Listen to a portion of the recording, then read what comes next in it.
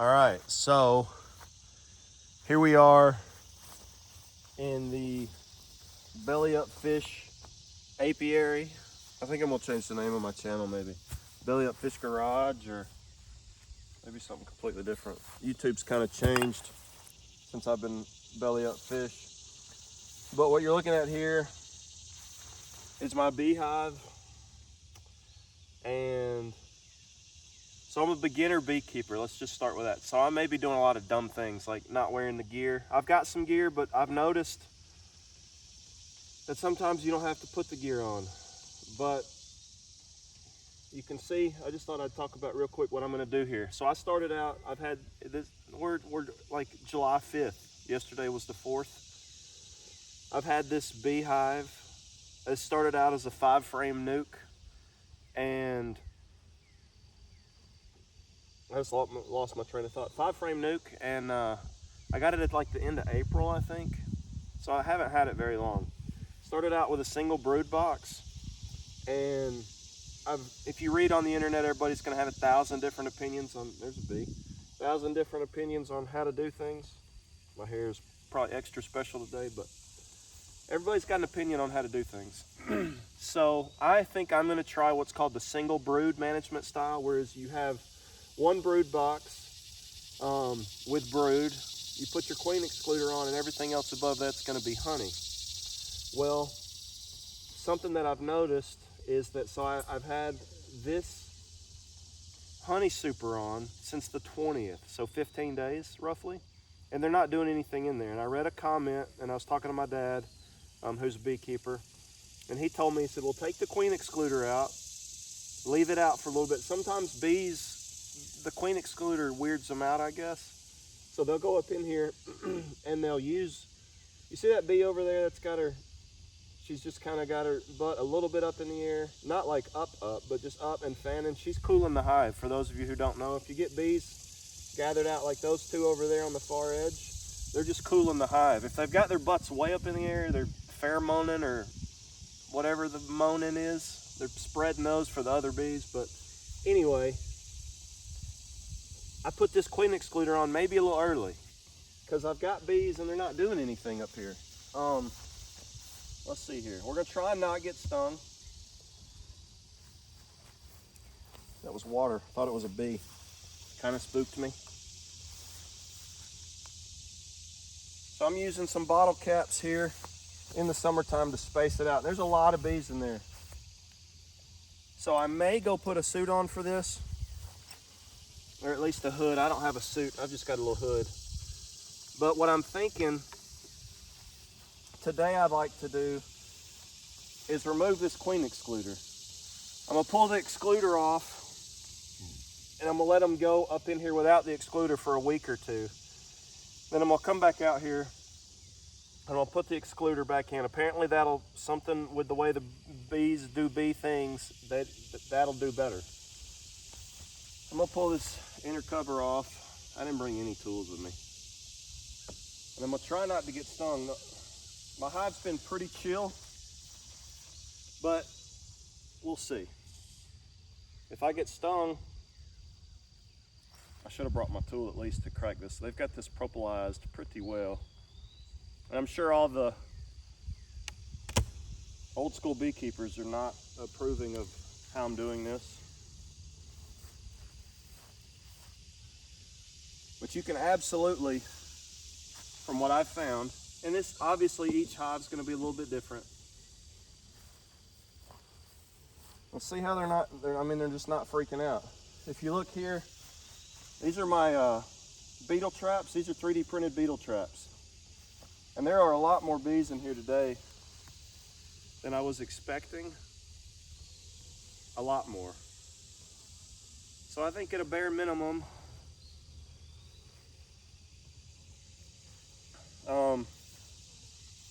trying to decide if I'm gonna go get the hood. I will show you this. So this, what I'm running here, and this may be another mistake, is I 3D printed some 9-frame spacers. So this is a 10-frame box, and I'm running 9 frames in there. And there's some debate on whether or not you should let them build comb first on 10 frames. If you look at anything beekeeping, there's always a bunch of different opinions. Everybody's got an opinion. And people will get aggressive with those opinions.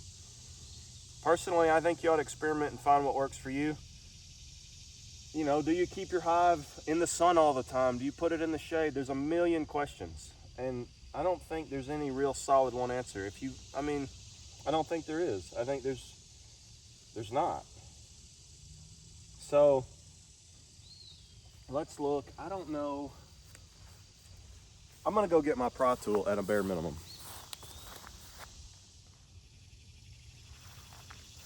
All right, so I've kind of been rambling. My entire thought, most of these bees have left this upper super. Oh, hello. That's not a bee. Well, that is a bee, but a different type of bee. Kind of scared me. So normally I have noticed that when the honeybees want to attack, you see this bumblebee, I wonder what it's doing. I don't know if it's a bumblebee or a carpenter bee, I'd have to go look. But I do know that when the honeybees, it seems like what I've noticed, when they are getting ready to sting you, some of them will just smack into you. And it's like they're giving you a warning. They're like, hey bro, back and Z up and see. But, so what was I saying? I'm doing the 9 frame thing. We can talk about that in another video. But what I'm doing today is I'm just trying to get this queen excluder off. So my plan is to no bee stings. Let's don't get stung. But they say it's good for you. So, I mean, maybe get stung? I don't know. But I'm gonna, and I'm sure I'm just giving the professional beekeepers fits with this video. Well, they probably won't be watching it. If you see me doing something terribly wrong and you know what you're doing, you can tell me. I probably won't listen, but because that's just how I am. But here's my plan. Remove this. Gently set that down. One thing I've noticed working with bees is that I'm always afraid I'm gonna kill bees. Like, you don't wanna kill these girls because they're your bees, right? But somebody told me, I think I saw it on the internet, they didn't actually tell me, but they were like, look, you gotta look at bees as a whole organism.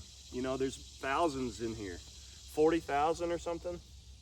So you gotta start out and you just gotta be like, look, some of you are gonna die. It's unfortunate.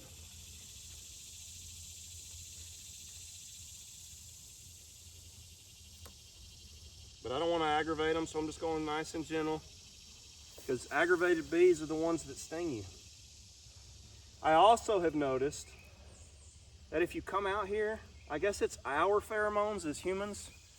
I've noticed that you come out here and if you're panicked, it's like they know. It seems like. I may be making that up. But if you're just gentle with them. Now, if I had like 25 hives, I would wear a suit all the time, I think. So I'm gonna take this. I'm just gonna set all those girls right there. I've also noticed that you don't wanna do bee things in front of the hive. That tends to get them all riled up somehow. They're still not, so these frames, I'm wondering if I put that super on too early again.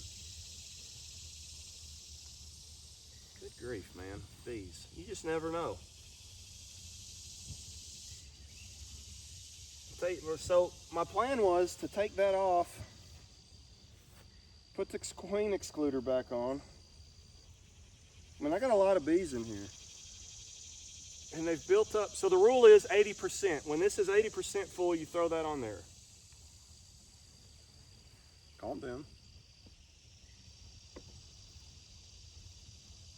But this is, so they've built up. This frame's built. I don't see a lot in it. This frame's definitely built up. Looks like, and I don't have, if I were gonna get in here, I'd probably put a suit on or my hood. I would like to see, I mean, I'm 80%. They're building out here. So I don't know what to do. And that's been my beekeeping journey so far.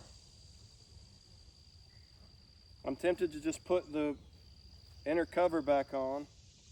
All right, so you'll notice a shift in perspective.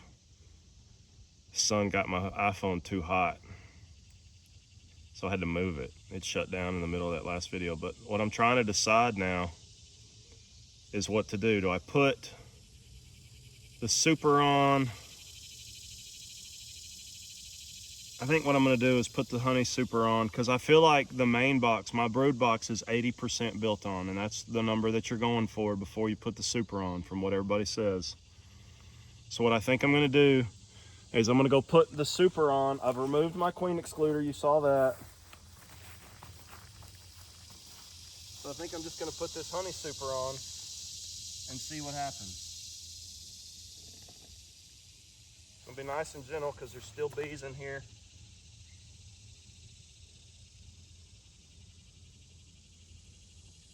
I don't want them all riled up. So there's that. There's a lot of questions about, nice butt shot. There's a lot of questions about, should you vent the hive? And if you ask 10 beekeepers, you're probably gonna get 11 answers. One guy told me, he said, you know what I do? I put bottle caps right here, and he just runs the normal cover.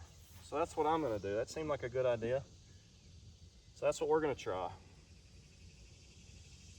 So I'm gonna try not crush any bees. Oops, I did this wrong. We don't want that. We want this. There's still bees all over this thing. Not a bunch, but a couple. But like that one's on the edge. I don't want to hurt her.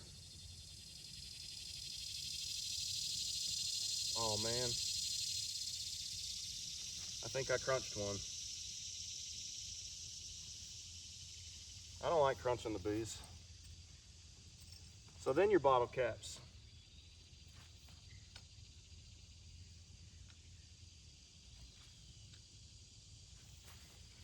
And then your top cover.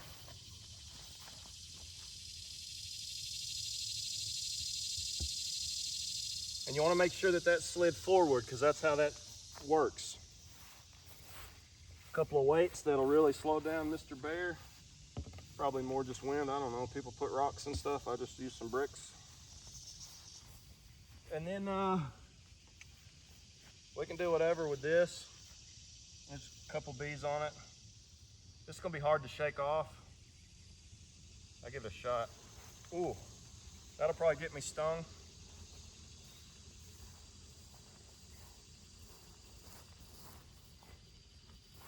Yeah, that's got him a little aggravated. All right, I got all of them but one off. That's a butterfly, they don't bite. So there's my queen excluder. And we're up to a single super. No queen excluder.